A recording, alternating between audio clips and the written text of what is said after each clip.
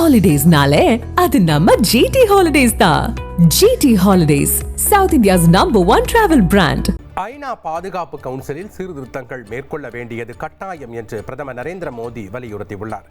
தென்னாப்பிரிக்காவின் ஜோகன்னஸ்பர்க்கில் நடைபெற்ற India, Brazil, தென்னாப்பிரிக்கா ஆகிய நாடுகளின் தலைவர்கள் கூட்டத்தில் பிரதமர் மோடி பங்கேற்று உரையாற்றினார்.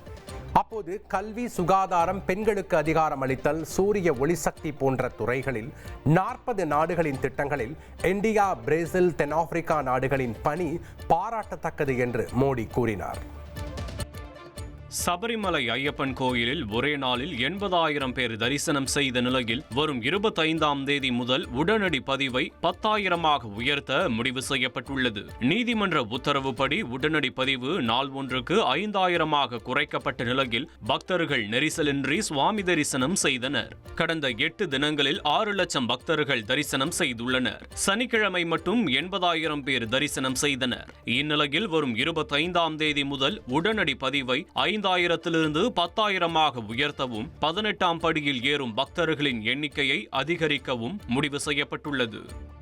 14வது ஜூனியர் ஆண்கள் ஹாக்கி உலகக்கோப்பை போட்டியில் பங்கேற்பதற்காக கனடா அணி சென்னையிலிருந்து விமானம் மூலம் மதுரை சென்றடைந்தனர். மதுரை விமான நிலையத்தில் கனடா அணி வீரர்களுக்கு தமிழக பாரம்பரிய முறையில் மாலை அணிவித்து சிறப்பான வரவேற்பு அளிக்கப்பட்டது. கரகாட்டம், ஒயிலாட்டம், நாதஸ்வரம், தவில் உள்ளிட்ட நாட்டுப்புற கலை நிகழ்ச்சிகளின் மத்தியில் கனடா அணியினர் உற்சாகமாக வரவேற்கப்பட்டனர்.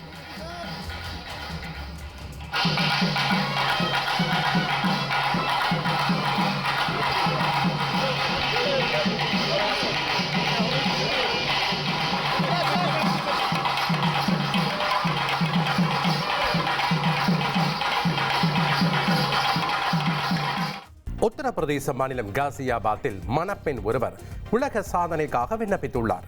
திருமண விழாவில் 155 மீட்டர் நீளமுள்ள துப்பட்டாவை அணிந்து கொண்டு பங்கேற்ற மணப்பெண் ஹர்ஷிதா சௌகான் லிம்கா புக் ஆஃப் ரெக்கார்ட்ஸிற்கு விண்ணப்பித்துள்ளார். மணமேடை துவங்கி மண்டப வாயிலையும் தாண்டி நீண்ட அவரது துப்பட்டாவை கண்டு அனைவரும் ஆச்சரியப்பட்டு போயினர். Holidays-nale, அது நம்ம GT Holidays தான். GT Holidays, South India's #1 travel brand.